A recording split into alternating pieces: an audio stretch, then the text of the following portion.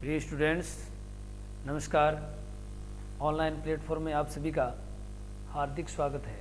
प्रिय बच्चों, हम पढ़ रहे हैं आपकी पाठ्य पुस्तक स्पंदना के दूसरे पाठ को, जिसका अर्थ है हमने कर लिया था। इसमें कुछ जो पद्यांश पाठ आए थे उनके भी मैंने आपको प्रसंग सहित भावार्थ है वो बताया था। तो निश्चित रूप से आपने बहुत ही शानदार तरीके से इस पाठ को याद कर लिया होगा और आपके लिए मैंने यह कहा कि ये जो पाठ है वो बहुत ही महत्वपूर्ण रहेगा परीक्षा की दृष्टि से। इसमें से अक्सर जो है वो प्रश्न पूछ लिया जाता है। प्रिय बच्चों, आप इसको अच्छी तरह से याद करेंगे। आप क्लास में बैठने, ये जो क्लास ले रहे हैं इससे पूर्व अपनी पाठ्य पुस्तक और जो अभ्यास पुस्तिका है वो पास लेके बैठें। रजिस्टर, रफ रजिस्टर वगैरह जो भी है पास लेके बैठें, ताकि इसमें आपको जो व्याकरणात्मक दृष्टि से भी कुछ बातें बताई जाती हैं अलग से, उनको भी नोट कर लें, ताकि किसी भी प्रकार की जो समस्या है वो आपके सामने नहीं आए। क्योंकि आप साथ साथ में उनको जब लिखते रहते हो तो वो समस्या आपके नहीं आएगी। ठीक है, चलिए अब आप चलते हैं पाठ में। तो इसका अर्थ हमने कर लिया था, आज हम करेंगे इसके प्रश्नोत्तर। अभ्यास प्रश्न भी, इसमें जो शब्दार्थ हैं उनके अर्थ भी मैंने आपको बता दिए। आज करेंगे इसके अभ्यास प्रश्न। तो देखिए पहला प्रश्न क्या है। पहला है वायशः है कि दर्शम व्याधम आयांतम अपश्यत। वायशः का अर्थ होता है कौवे ने किस प्रकार के शिकारी को आते हुए देखा। यानी वो शिकारी जो आ रहा था वो शिकारी कैसा लग रहा था, कैसा शिकारी था जो उसको आते हुए दिखाई दिया, कैसा था वो। कृतांतम इव द्वितीयम था, या मीत भाषणम था, या अनभिमतम था, या अनिष्ट दर्शनम था। कैसा था, किसकी तरह दिखाई दे रहा था वो, तो वो दिखाई रहता दूसरे यमराज की भांति, द्वितीय यमराज की भांति जो है वो लगा दिखाई दे रहा था। तो इसका होगा कृतांतम इव द्वितीयम, ए पार्ट होगा इसका सही। इसका क्या हो जाएगा, इसका हो जाएगा ए। रिक्त स्थान में क्या आ जाएगा, ए आ जाएगा। यानी कि जो कोष्टक में ए आंसर है इसका वो सही होगा। यानी किसकी भांति था, दूसरे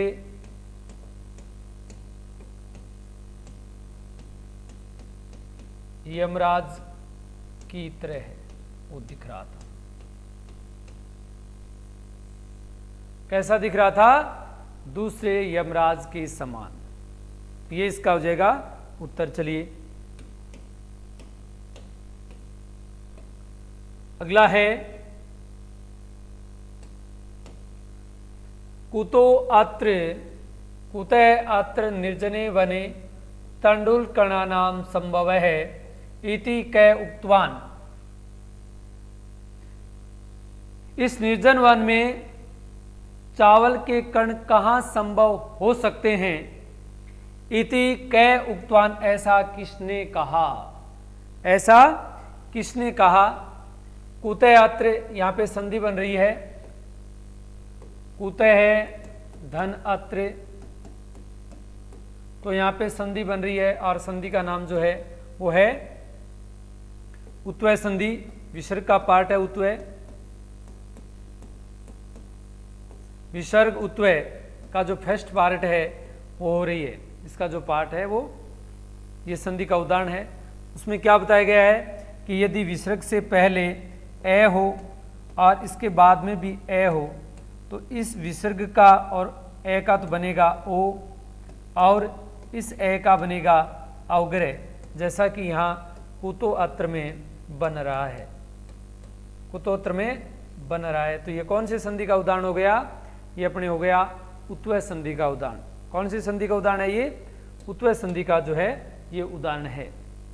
ठीक है, तो इस निर्जन वन में चावलों के कणों का होना कैसे संभव है, यह किसने कहा। तो ये लघुपत्न कौवा ने नहीं कहा, व्याध शिकारी ने भी नहीं कहा, हिरण्यक जो मुष्क था उसने भी नहीं कहा। तो बचा कौन, चित्रग्रीव बच गया, यानी आ, इसका जो ऑप्शन हो जाएगा आ। यानी ये बात चित्रग्रीव कपोतराज ने कही थी कि ठहरिए, इस जंगल के अंदर ये जो चावल हैं, चावल के कण होना बहुत ही असंभव बात है। पहले हम इसका एहतियात के तौर पे चेक कर लेते हैं, उसके बाद में जो है आपको चावलों को खाना है। ठीक है, तो ये इसका उत्तर होगा आ। विपद काले का पुरुषस्य लक्षणम अस्ति। विपत्ति के समय कायर पुरुष के लक्षण हैं। क्या लक्षण हैं? उत्साह नहीं होता, प्रतिकार ये भी नहीं होता, यानी कि किस प्रकार से उसको जो है निपटारा जाए। धैर्य भी नहीं होता, तो फिर क्या होता है? विषम्य होता है, आश्चर्य होता है। इसका जो हो जाएगा वो हो जाएगा ए। ठीक है, इसी प्रकार से अल्पानाम अपि वस्तुनाम कार्य साधिका अस्ति, यानी छोटी सी छोटी वस्तु भी संगठित होकर के कार्य को आराम से पूर्ण कर सकती है।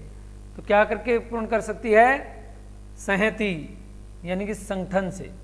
तो संहति जो है इसका हो जाएगा, क्योंकि अभाव से नहीं हो सकता, संभाव से भी नहीं हो सकता, उपयोग से भी नहीं होता छोटी सी वस्तु का। लेकिन वो जब वो संहति हो जाए, उसका संगठन बना लिया जाए, एकजुटता उनमें कर दी जाए, तो वे छोटी से छोटी वस्तु भी है वो बड़े से बड़े कार्य को भी आसानी के साथ में पूर्ण कर सकती है। तो इसका हो जाएगा ए। क्या होगा? ए ऑप्शन है वो सही होगा। इसमें उत्तर है वो ए ऑप्शन होगा। ठीक है, तो ये है आपके जो ऑप्शनल ऑब्जेक्टिव जो वस्तुनिष्ठ जो प्रश्न हैं उनके उत्तर हैं वो इस प्रकार से होंगे। ठीक है, अभी चलते हैं आपके अति लघुत्रात्मक प्रश्नों में। मैंने आपको ये बताया था जब पाठ हमने पढ़ा था उस दौरान की भी पाठ को अच्छे तरीके से कम पढ़ाने का कारण यही था कि उसको अच्छी तरह से समझ लें। जब उसके अंदर से कोई भी प्रश्न यदि पूछा जाता है तो हम आराम से उसका उत्तर दे सकें। इसके लिए प्रत्येक लाइन का जो प्रत्येक वाक्य का जो अर्थ है वो अच्छे तरीके से हमारे मस्तिष्क में होना चाहिए, हमारे दिमाग में होना चाहिए कि इसका जो अर्थ है वो क्या होना चाहिए। ठीक है, तो देखिए ये हमारे सामने प्रश्न है, इनके क्या उत्तर होंगे जो है ये अपन को देखने हैं। ठीक है, देखिए पहला प्रश्न क्या है? अति लघुत्रात्मक प्रश्न ही है, यानी इनका उत्तर जो है वो एक वाक्य के अंदर देना है। वाक्य में सॉरी एक पद में।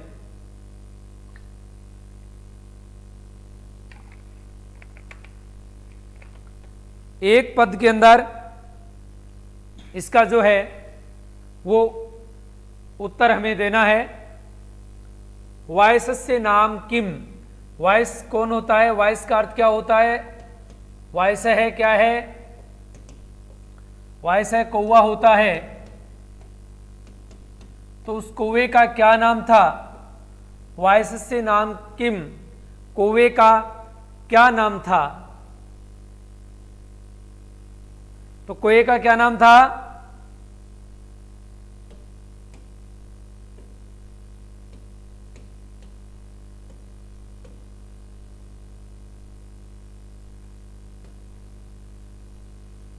क्या नाम था कौवे का? लघुपत्नक। लघुपत्नक है इसका उत्तर हो जाएगा, क्योंकि उस कौवे का नाम था लघुपत्नक। क्या नाम था? लघुपत्नक नाम का वो कौवा था। वायस है कम आयांतम अपश्यत। उस कौवे ने किसको आता हुआ देखा? अब यहां पर वो नहीं लिखना है कि कृतांतम इव द्वितीयम, या दूसरे हेमराज की भांति नहीं लिखना है, हमें केवल वही लिखना है कि कौन आ रहा था। तो किसको देखा उसने? व्याधम,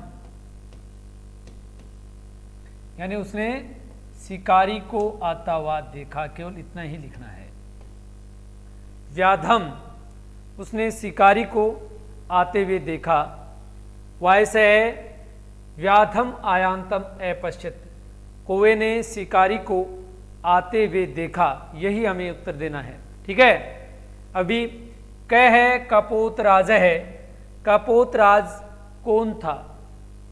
कबूतर कौन था? कपोतराज कौन था? चित्रग्रीव है, चित्रग्रीव था। कौन था? चित्रग्रीव है।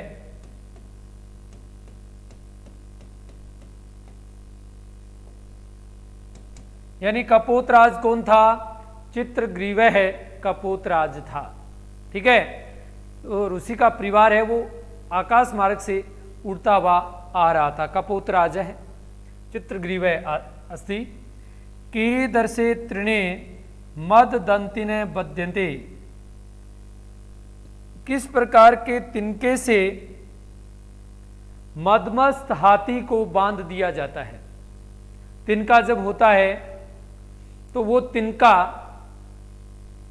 तिनके से एक एक तिनका तो कुछ नहीं कर सकता, लेकिन उस तिनके के अंदर क्या आ जाता है तब वो उस हाथी को बांध लेता है।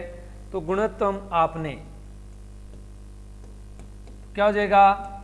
गुणत्वम आपने।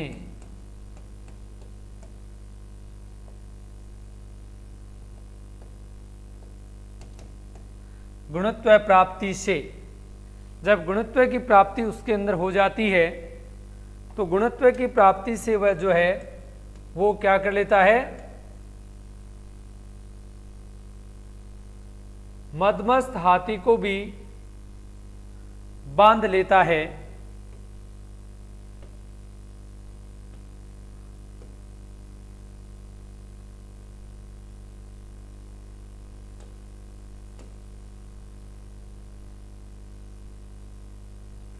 तो क्या हो गया इसका उत्तर?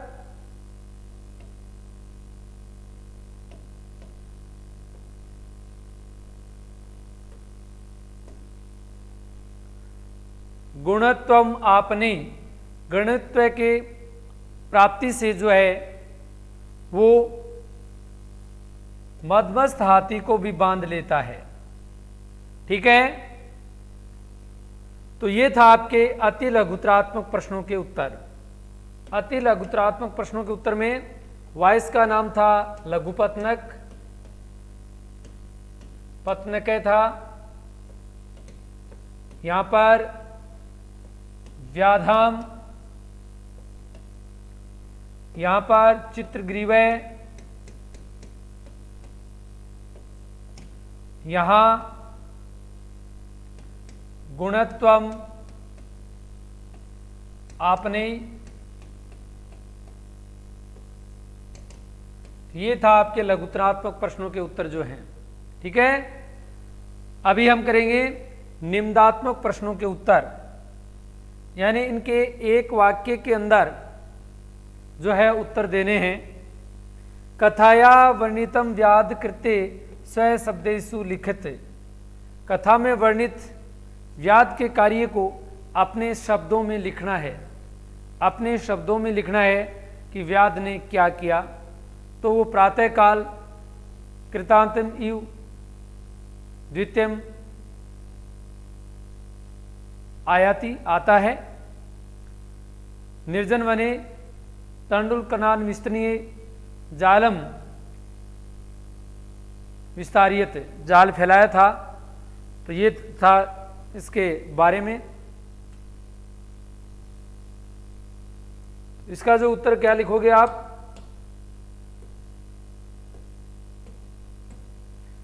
पहले का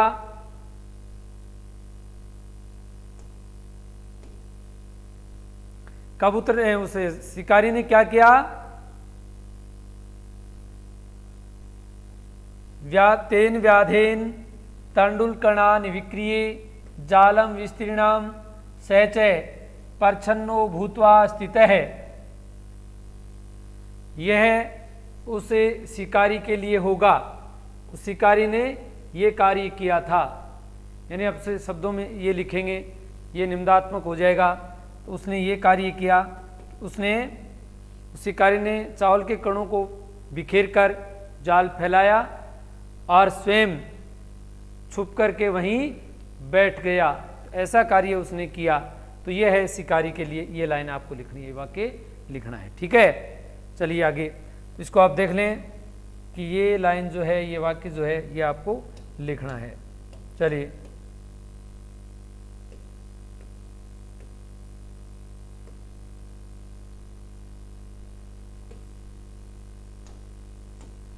चित्रग्रीव है कपोतान किम अबोधियत, चित्रग्रीव ने कबूतरों को क्या समझाया? क्या समझाया? चित्रग्रीव ने कबूतरों को क्या समझाया, ये हमें लिखना है। क्या समझाया था, ये रहा देखिए।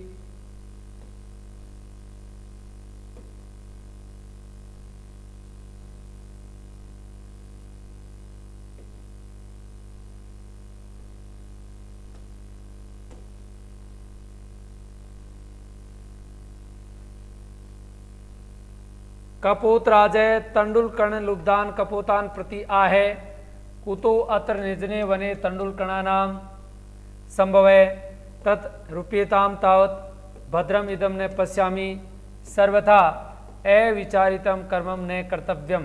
तो ये बात जो है वो कपोतराज ने समझाई, ये बात कपोतराज ने समझाई कबूतरों को। क्या समझाया उसने समझाया, कपोतराज ने चावल के कणों की ओर ललचाए हुए कबूतरों की ओर कहा कि इस कुतो अत्र निर्जने वने तंडुल कणानाम संभव है, कि इस निर्जन वन में चावल के कणों का होना संभव कैसे हो सकता है। तत् रूप्यताम ताव, तब तक हम इसको अच्छी तरह से नहीं देख लें तब तक रुकिए। भद्रम इदम न पश्यामि, अच्छी तरह से इधर उधर नहीं देख लेता हूं। सर्वथा अविचारितम कर्मम न कर्तव्यम, कभी भी बिना विचारे कोई कार्य है वो नहीं करना चाहिए, ऐसा उस कपोतराज ने जो है वो समझाया उन कबूतरों को। ठीक है, तो ये उसका जो है उत्तर हो जाएगा। उसके बाद में अगला प्रश्न है,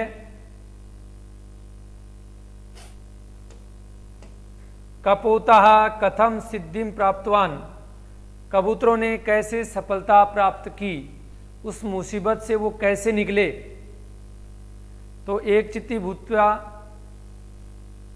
जालम आदाय उड़ियत है, यानी एकजुट होकर के उन्होंने जाल को उड़ा करके वो ले गए, तो वो क्या हो गए, सफल हो गए।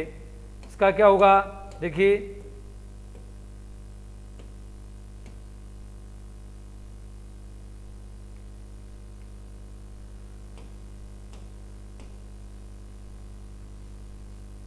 सर्वे पक्षिणे हैं जालम आदाय उत्पतिता, सभी पक्षी जाल को लेकर उड़ गए। ये आपके गए का उत्तर हो जाएगा। सभी पक्षियों ने छुटकारा कैसे पाया, वो जो जाल है उसको लेकर के वो उड़ गए एकजुट होकर के, यानी संगठन के द्वारा, क्योंकि उन्होंने शिक्षा दी थी कि संगे शक्ति कलो युगे, इस कलयुग में संघ में संगठन में शक्ति होती है। तो उस संगठन के द्वारा उन्हें सभी ने अपना एक संगठन बनाया और वो संगठन बना करके वो जाल को लेकर के उड़ गए। ये इसके गए का उत्तर है वो हो जाएगा। ठीक है, चलिए आगे बढ़ते हैं।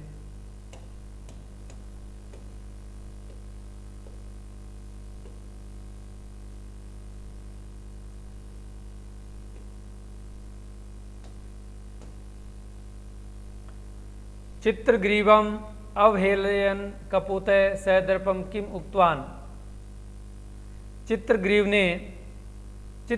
की अवहेलना करते हुए कबूतर ने गर्व से क्या कहा, घमंड से क्या कहा, अहंकार से क्या कहा। उसे कौवे ने, उसने क्या कहा था, घृणी ईर्ष्या नित्य संकित है, क्रोधनो नित्य संकित है, परम भाग्योपजीवी षड एते दुख भागिने, कि ये छह जो हैं वो दुख के भागी होते हैं, ऐसा उन्होंने कहा था। तो ये जो श्लोक है वो यहाँ आ जाएगा। कपोतय सदर्पम आय ईर्षि घृणी त्वय संतुष्ट है, क्रोध नो नित्य संकित है, परम भाग्योपजीवी च षड एते दुख भागिने, ये छह दुख के भागी होते हैं। ये बात कही किसने, उस सदर्पम कपोतय ने। ठीक है, तो ये जो उसका उत्तर हो जाएगा घय का। इस प्रकार से ये आपके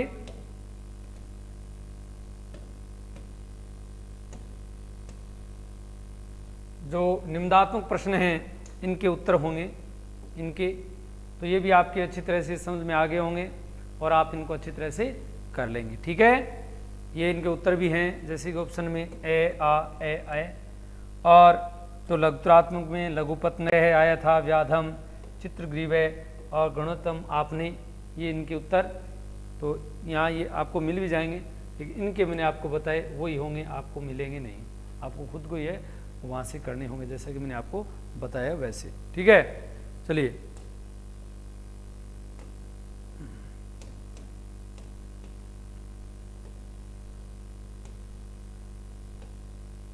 व्याकरणात्मक प्रश्न करते हैं अपन। पहला, आद्यो लिखितेषु धातु लकार पुरुष वचनानाम निर्देशम कृत। नीचे लिखे गए धातु लकार पुरुष और वचन को अपने को निर्देश के अनुसार लिखने हैं, निर्देशित करने हैं। जैसा कि उदाहरण में दिया गया है, निवसंति में वस धातु है, लट लकार है, प्रथम पुरुष है और बहुवचन है। वैसे ही हमें इन सब धातुओं के जो हैं वो धातु, मूल धातु लिखनी है, लकार लिखना है, पुरुष लिखना है और वचन लिखना है। जैसा कि लकार मैंने आपको पढ़ा दिए थे, फिर भी हम फिर से साथ में करेंगे। तो अपश्यत, अपश्यताम, अपश्यन, कौन सा लकार है? लंग लकार है, भूतकाल है। और पश्य के अंदर पश्य धातु है, पश्य या दृश्य धातु है इसके अंदर, जिसका अर्थ देखना होता है, जिसका अर्थ देखना होता है। तो इसमें पश्य धातु होगी, लकार है वो लंग लकार होगा। प्रथमे इसके अंदर पुरुष है, प्रथमे पुरुष है और ये एक वचनम है, यानी एक वचन का ये रूप है। अपश्यत, अपश्यताम, अपश्यन। अपश्यत जो है प्रथम पुरुष का एक वचन है और प्रथम पुरुष है ये। दर्शयसि, दर्शयिष्यति, दर्शयति, दृश्यत है, दर्शयति, संति, यानी कि ये जो है वो दृश्य धातु का है, इसका अर्थ देखना। और ये लिट लकार में है, जो लिट लकार का मतलब होता है भविष्यत काल। किसका? ये भविष्यत काल का है।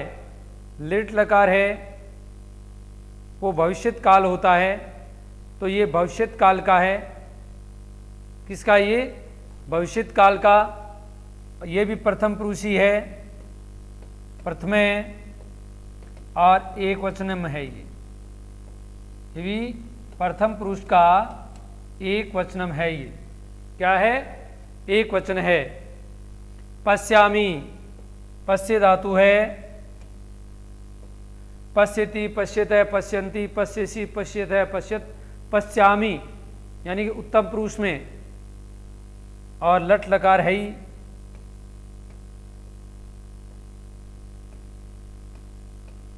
उत्तम पुरुष का है ये, एक वचनम है। पश्यामि, पश्यावह है, पश्याम है, एक वचनम हो जाएगा। क्या हो जाएगा? एक वचनम है वो हो जाएगा। चलिए आगे बढ़ते हैं।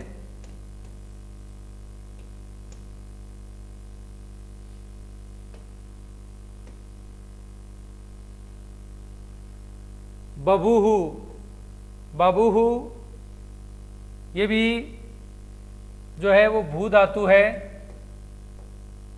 ये लिट लकार में है। लिट लकार प्रथम पुरुष का है ये और बहुवचनम में है।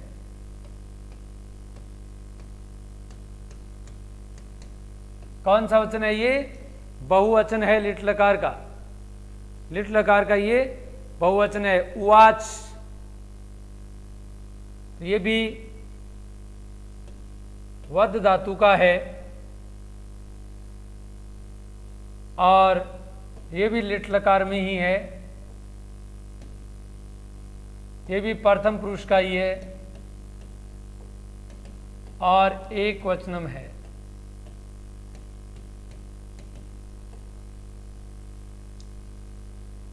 एक्रोथ, एक्रोथ जो है ये क्री धातु है इसके अंदर, जिसका अर्थ होता है करना, और लंग लकार में ये प्रथम पुरुष में है और एक वचनम है। क्या है? एक वचनम, प्रथम पुरुष का एक वचन है एक्रोत। लंग लकार यानी भूतकाल का, काल कौन सा हो गया? भूतकाल हो गया, और भूतकाल का ये एक वचन है, भूतकाल का एक वचन है। चलिए इसी प्रकार से हम बढ़ते हैं अगले प्रश्न में।